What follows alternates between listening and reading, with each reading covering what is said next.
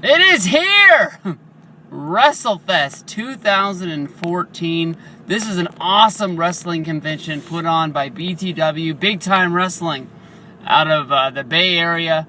It's going to be held in Newark, California, which I guess is like pretty close to, Oakland? I don't know. The cool thing about it is, as I go and I meet up with some of my good buddies, normally me and my buddy Mario, we drive out there. It's actually the high school that Mario went to high school at, which is just crazy enough that like I would find a friend who just knows where he's going. Last year I hopped in his car. He drove all the way there.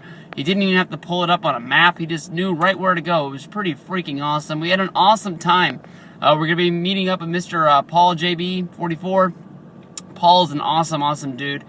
Just get to talk to him a little bit at the last show we went to in Oakland, the house show for WWE, the one with Orton and Cena in the steel cage. That was a ton of fun to meet up with him. He also went to Bound for Glory with us. We met him for the first time last year at this show, and this convention is freaking awesome. Last year, for like just about $100, we met huge names. I mean, there was a vendor that brought in Rob Van Dam. He cost extra. But I mean, like, we bought Piper. We met Piper, Honky Tonk Man, Bret Hart. It's where I had the blow-off feud with Shelton Benjamin, the end-all, say-all of the big one. I didn't say a whole lot in that one, but he sure did. But this year is going to be freaking awesome. None other than headlining WrestleFest this year will be Ric Flair. There were rumors last year that the BTW made they made the feeling known that they wanted to book Hogan and they wanted to book Flair both for this show to make this show have a big time special feeling. And neither of them was able to do the show. I think it was still a ton of fun having the guys that were there last year, getting to meet guys like shoot, I think I already named most of them, but like Terry Funk was there, Mickey James came, Winter was there. Tons and tons of fun meeting all those wrestlers. This year, headliner, Ric Flair. How many chances do you get to meet Ric Flair? I'm meeting Ric Flair in a month at WrestleMania. And then I'm going to meet him a month after that at this WrestleFest convention. And this is a fucking steal. $125 buys you a super ticket to go to this show.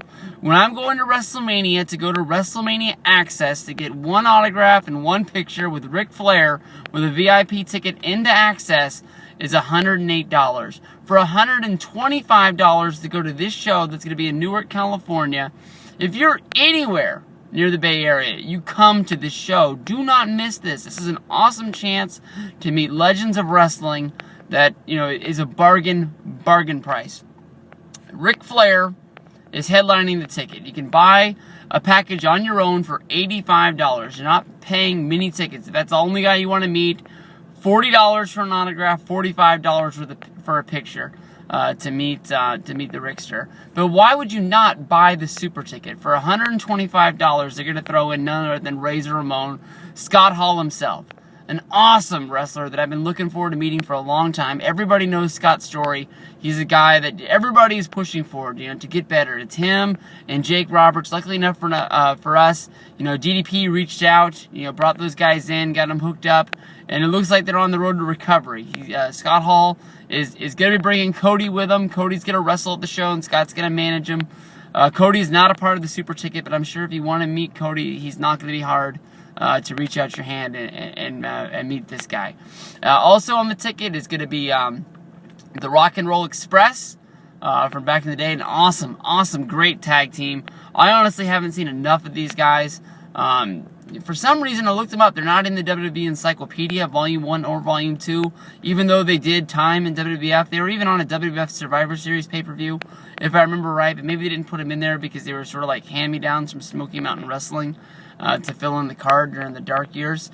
But we're going to meet the Godfather. Papa Shango himself is going to be there. Awesome to meet this guy. He's coming over from Vegas. I guess he's got the day off from the strip club. The man himself, Gangrel, leader of the Brood. Molly Holly. Oh my gosh. I was so upset when Molly Holly cut her hair off. She was an awesome wrestler. She came over from WCW. She was Miss Congeniality. a part of, I think that might be wrong and it might be right. I'm not 100% sure, but it was her, Medusa, and Gorgeous George on Team Macho, and she was like the main trainer for WCW, and why they let her go to WWE, I have no clue. But she showed up. She did the whole Spike Dudley boyfriend angle, where it was like the Hollies and the Dudleys had to come together because there was this common bond, even though they hated each other. It was like the Hatfields and the McCoys. Awesome wrestling angle, all based around them. Shoot, there's somebody else who's gonna be there who is escaping me that I can't think of. You got Ric Flair.